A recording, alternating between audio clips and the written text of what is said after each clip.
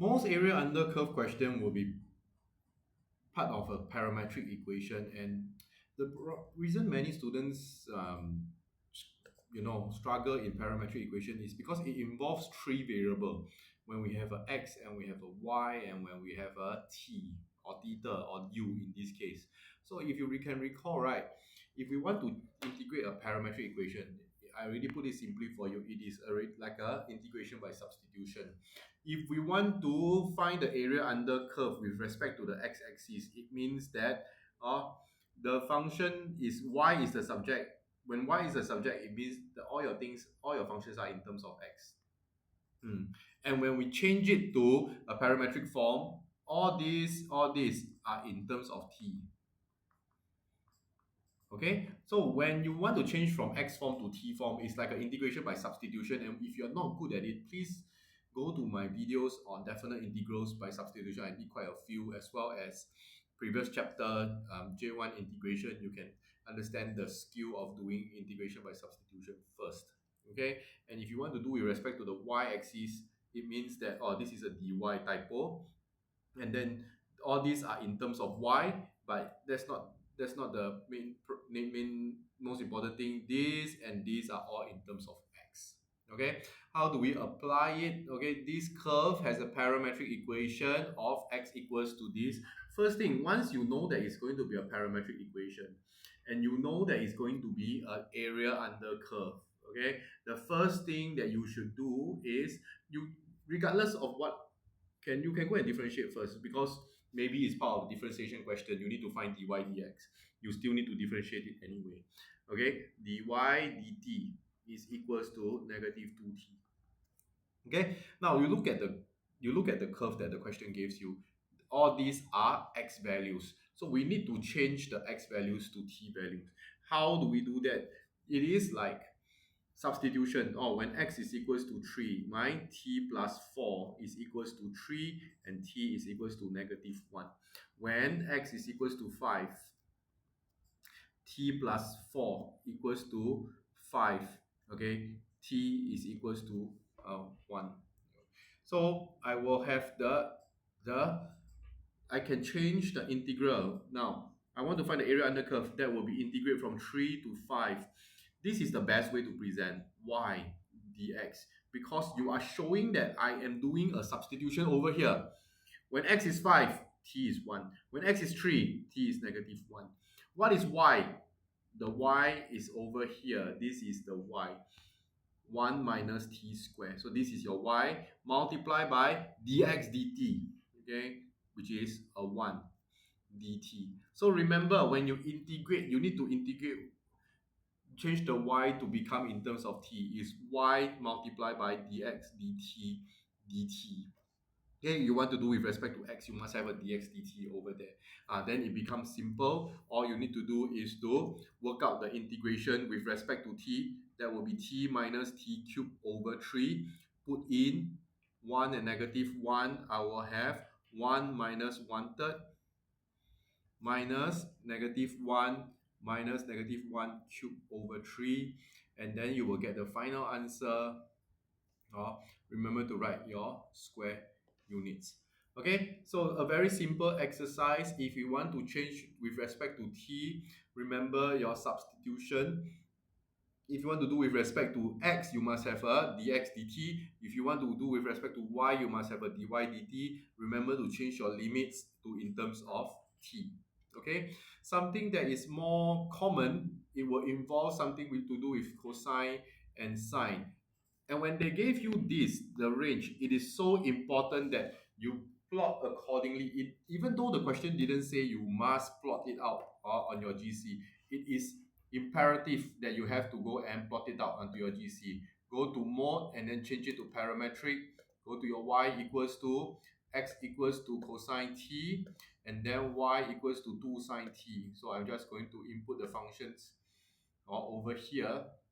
And remember to change your window first before plotting. The t minimum 0, t maximum is pi over 2. So second function, pi over 2. Okay, and when you press enter, you'll realize that the curve is just in the first quadrant, maybe you can press zoom in and enter, it will go to here.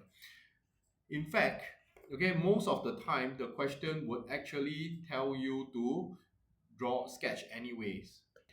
But even if they don't, you should sketch anyway, and don't think that by not sketching you can get the answer. Most of the time, students who don't sketch, don't plot, don't visualize, cannot get the right answer or will be tricked by the question. Okay, so the question wants the area under curve of this. All right, you can do it with respect to x, you can do it with respect to y, it doesn't matter. So I want to show you these two methods of doing with respect to x or doing with respect to y. Okay, so I'm going to sketch here. You can see that one marking usually is 1 and then this is 2. Okay, so I just want this. Now if I want to do with respect to x, that would be simple. Integrate from 0 to 1 y dx, and this is usually how we present. Is equals to, if I need to change it to, in terms of t. Okay, when x is equals to 1, cosine t is equals to 1, and this is where students are not very good at when it comes to trigo of fixed values. And when is cosine equals to 1? Okay, it will be there when cosine equals to 1, t is equals to 0. When x is equals to 0, cosine t equals to 0, and when is cosine t equals to 0 is over here. This is pi over 2, t is equals to pi over 2. And now you will realize that when I change my limits, you have to follow the order. When x is 1, t is 0. When x is 0, t is pi over 2. The lower limit is greater than my upper limit, but it doesn't matter because you can switch it around later. This is your y. Remember to multiply by the dx dt. Have we found our dx dt? We haven't. So over here, dx dt is equals to negative sine t. And students screw up over here because they are confused with integration and differentiation. Okay, so what we want is, now I don't like this. I don't like that the lower limit is greater than my upper limit. And I want to flip the limit. And remember, in the first video of definite integrals, I tell you, when we flip the limit, right, we have to include a negative sign. So after I flip the limit, it will become pi over 2 at the top bottom, 0 at the bottom, sine square t. There's no negative anymore because I flipped the limit already. Okay, and again, at this point of time, if you do not know how to integrate sine square, is the cosine double angle formula. Cosine 2a is equals to 1 minus 2 sine square a. So this is going to be the integral of pi over 2, 0, 1 minus cos 2t over 2 dt. Okay, the 2 and the 2 can cancel. Integrate 1, I get t. Integrate cosine 2t, that will be sine 2t over 2. With the definite integrals here, pi over 2 and 0. Now I put in the values, which is pi over 2 minus sine pi over 2. Okay, and when I put 0, it doesn't matter. The answer will give me pi over 2 square units, because sine pi is 0. Again, how I can think of it so fast, you can use calculator, but this should be at the back of your mind. This is pi, this is the sine curve. And students struggle in this because they cannot visualize or they cannot remember the sine and cosine curve. You didn't practice enough, okay, to know these values at the back of your hand. So this is how to do if we do it with respect to the x-axis. Now in this case, we can also do it with respect to the y-axis because it is bounded anyways. So I'm just going to show you, if we do it with respect to the y-axis, okay, what is the working going to be like and how we change the limits as well. Okay, I'm just going to copy this curve over here.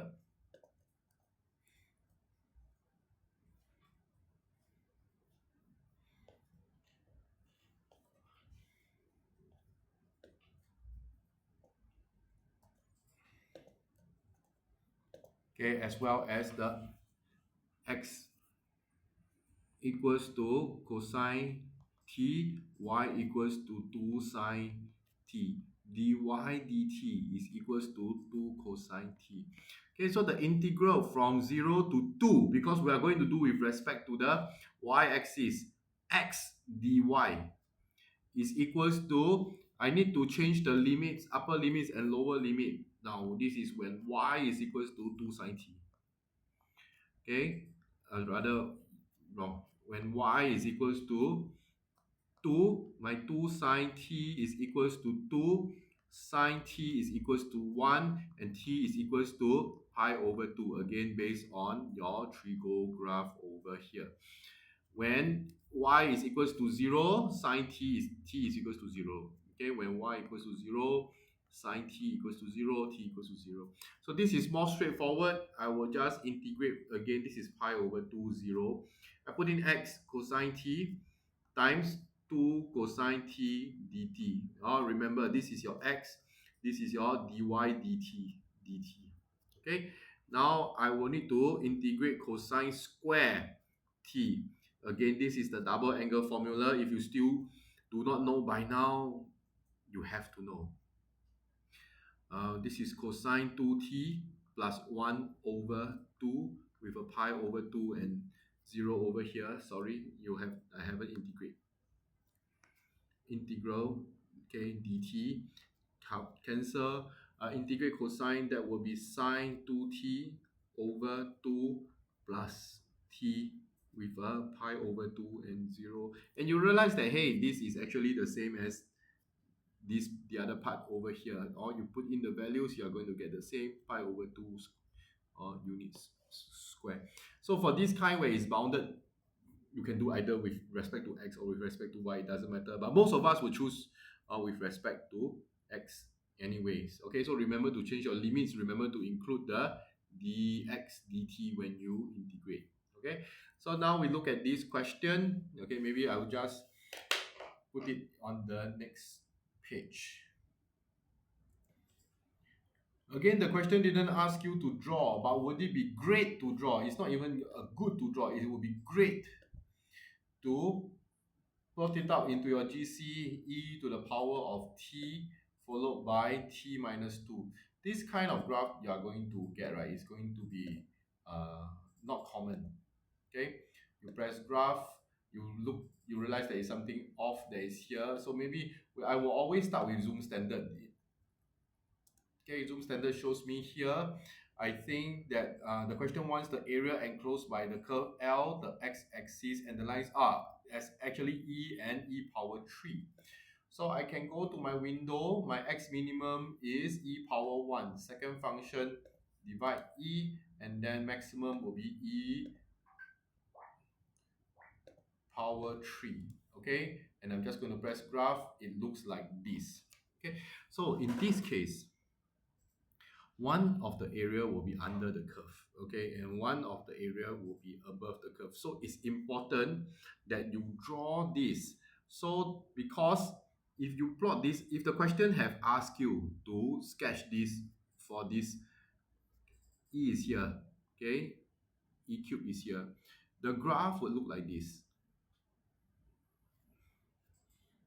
Okay, the graph will look like this. Over here, this is when x is equals to e. And when x is equals to e, your y is equals to, so you have to work it out yourself. When x is equals to e, your t is equals to 1 because e to the power of t is equals to e. Okay, and then your y will be equals to 1 minus 2, which is negative 1. Yeah, this is negative 1. And when x is equals to e power 3, t is equals to 3, y will be equals to 1. Now you will kind of realize that the graph, right, it will be symmetrical. Okay, it will be somewhat symmetrical. Okay, but they never ask you to sketch, so it's fine. But it's good to have your sketch yourself to be able to see how is it like. Now I have to split this to a1 and split this to a2. Why? Because a1 is under the axis. When I integrate this way, I'm going to get a value that is negative. Next thing I need to know is when x is equals to 0, because when y is equals to 0, t minus 2 is equals to 0, t is equals to 2, my x is equals to e power 2. So I know that this point is e power 2 and everything makes sense. It seems like it's symmetrical. And if I didn't care about whether it's above or under the axis, I will not get the right answer that I want. I will actually probably get like something like 0 if the areas are indeed symmetrical. Okay, so A1 is to integrate from e to e square y dx. Okay, when I want to integrate y, but all these are parametric form, I need to change it to my t. When x is e square, and I actually can infer over here, or when x is e, my t is 1. When x is e cubed, my t is 3. When x is e square, my t is 2, 1. What is y? T minus 2. Don't forget your dx dt, which happens to be e power t anyway. Okay, this is your y, this is your dx dt when we do parametric, finding area under curve by parametric. Okay, so that would be a 2, 1, or e power t multiplied by t minus 2 dt. Did they ask for exact form? No, just go and use your calculator. Okay, second, go to quick mode and press math and go to function integrate. But you realize that over here, if you press this, you will get a t, which actually it is fine, because if you know that notations are just different, t is x and y anyway. Only in terms of a graph it is different.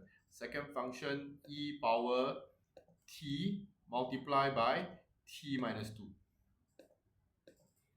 Close. Okay, and you press enter, you'll get your a value that is negative. You see, because it's below, right?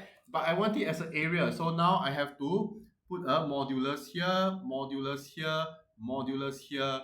I will get 1.95 square units. Okay, and I do the same for a2, which is equals to the integral of e squared to e cubed y dx. I change it to in terms of t, 2 to 3. Y is t minus 2. Dx dt is e power t dt. And I put this into my calculator. You just need to move your calculator, move up to this, press enter. All you need to do is to change the limits to 3 and 2. You press enter, you will get the answer 7.39 square units, and your total area is just going to add up. Okay, these two, 7.39 plus 1.95, and you will get the answer. It's in fact better to put it in 5SF form. So this plus, or rather, if I want the minus, this, I will get 9.34 square units. Okay, so this is how you do find the area under the curve. Okay, when dealing with parametric equation, remember to see whether is it dx or dy. If you want to do with respect to dx, remember to include your dx dt. If you want to do with dy, remember to do your with dy dt, as well as change your limits from x or y to in terms of t.